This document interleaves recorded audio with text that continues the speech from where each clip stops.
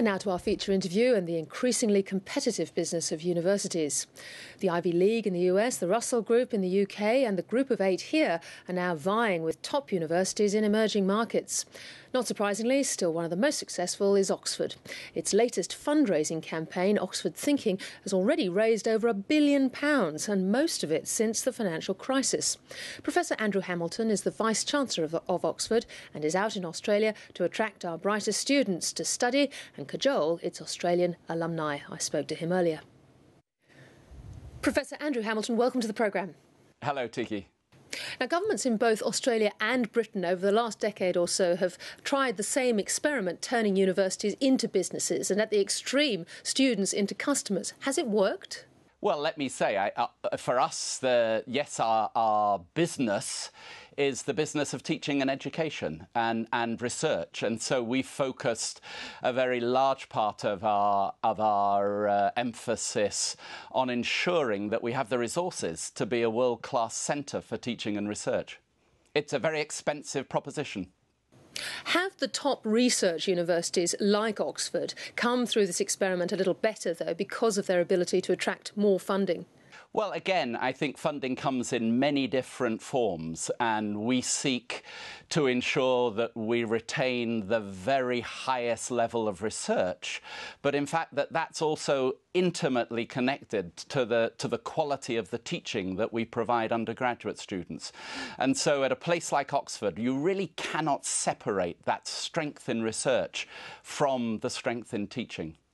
Well, one of the criticisms of all this is that the collateral damage could indeed be the quality of the teaching, and that the almost obsession with research at universities like Oxford and indeed Melbourne here in Australia has led to a great haven for postgraduates at the expense of undergraduates.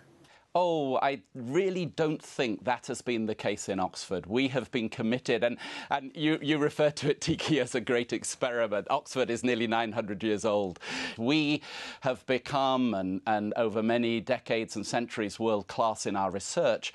That actually enhances our teaching, because there is nothing more important for a student than being taught by those people who are themselves at the forefront of their fields, and they stay at the forefront by being involved in research. Just how tough is the competition for students among the top global universities? I know you're visiting grammar schools in Melbourne and Sydney this week, and top universities like NYU are delivering their message of being much more undergraduate friendly. Yes, well, let me say that the links between Oxford and Australia are strong and they are long-standing. Many of Oxford's leading academics are from Australia, and we like to think that we have contributed massively to the development of Australia, politicians and leading figures here. And yes, you're right, there's intense global competition for students. I view that as healthy. I think it's very good that we are, of course, competing with Harvard, with Yale. You mentioned NYU and its international programs. But let's not forget that competition now is extending very much to other parts of the world. We're increasingly seeing Tsinghua and Peking University, the IITs in India, really starting to step up to the plate and becoming, certainly on trajectories to become world-class universities in the very near future. We're now seeing universities open up more and more campuses overseas in places like India. Now, we've had experiments over here, for instance, Monash in South Africa, where there were a few burnt fingers. Is that the sort of model that Oxford is following to build on its brand and its global reputation? Well, let me say Oxford already has a global brand. I like to point out to people that Oxford took its first international student in 1190. His name was Emo of Friesland. We have research centres in Thailand, in Vietnam, in Laos, in Kenya. We have major research collaborations in China. But that's how you're driving it, isn't it? It's research on the ground rather than opening up campuses. Well, you know, this phrase campus, it took Oxford University 900 years to build one campus. It will likely take us another 900 to build another. So we don't see the opening of international campuses as being part of our international future, but we absolutely do see the strengthening of our links throughout the world as being a very vital part of the future of the university. You caught up with the G8, the group of 8 vice-chancellors last night at Chatham House, I'm sure, but was the most serious issue for you all still that of funding? Oh, I think for all of us. So you're quite right. I met last night with the vice-chancellors of the group of 8 universities here in Australia. They face many of the same issues we face. We seek to be at the very pinnacle of higher education in the world.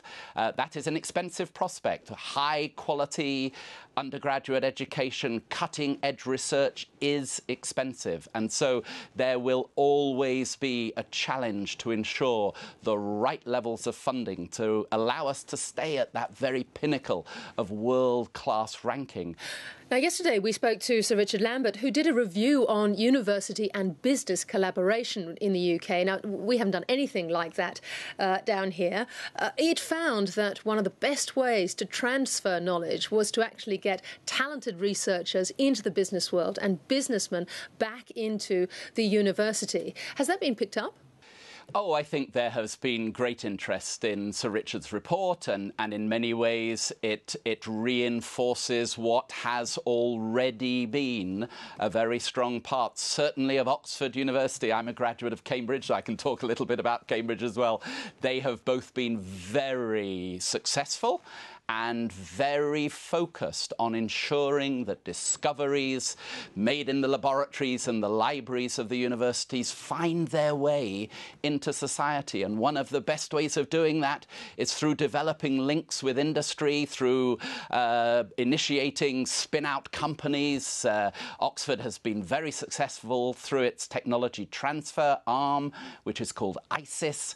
That now is present throughout the world, and we've had great success. In the last decade, we've started more than 60 companies in the UK and abroad based on technology developed in Oxford University.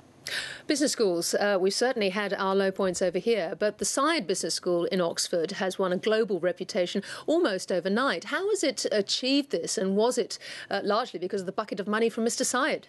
Oh, certainly the marvellously generous gift from Wafiq Saeed to initiate the Saeed Business School now is not quite overnight. It's nearly 20 years ago that the business school began in Oxford. I guess in 900 years, that's still a blink of an eyelash. But that being said, there is no question that the reason for the success of the Saeed Business School, and it's been a great success in recent years, has been that it's embedded in Oxford University. It's very much linked to the rest of the university, to this great strength in the humanities that Oxford has had over so many decades and centuries, to the strength in medicine and the sciences. It's those strong links, then amplified through the focus on business, the development of cutting-edge business education within the Saeed Business School, that's seen its steady rise up the rankings, that's seen its recognition as one of the leading business schools in the world. Professor Andrew Hamilton, a very interesting interview for us. Thank you so much for joining us. Tiki, thank you very much indeed.